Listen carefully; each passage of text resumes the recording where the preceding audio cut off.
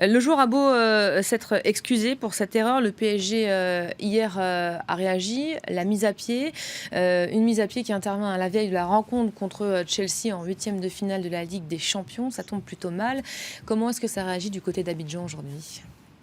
Eh bien, ici, dans un pays où le football est une religion, évidemment, on suit de très près cette affaire Aurier. La plupart des journaux aujourd'hui se contentent d'être très factuels, de raconter le dérapage du joueur, la sanction du club.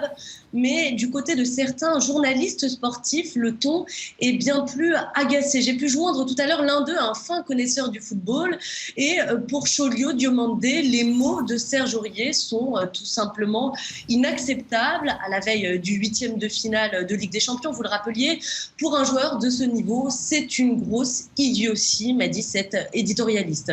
C'est que Serge Aurier, c'est en ce moment un des meilleurs footballeurs ivoiriens, celui qui joue dans un des plus grands clubs, lui qui a été champion d'Afrique, vous vous en souvenez, l'année dernière. Eh bien, il est un des piliers désormais de cette équipe nationale.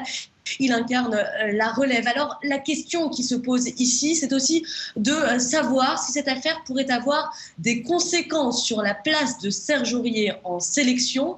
Pour l'instant, ni la Fédération ivoirienne de football, ni le sélectionneur, Michel Dussuyer, ne se sont exprimés. Le site Sport Ivoire, en tout cas, espère que cette affaire va, je le cite, faire redescendre sur terre le joueur.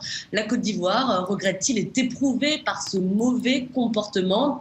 Et voilà, pour finir, son message aux défenseurs ivoiriens en forme de jeu de mots, vous n'auriez pas dû, titre le site.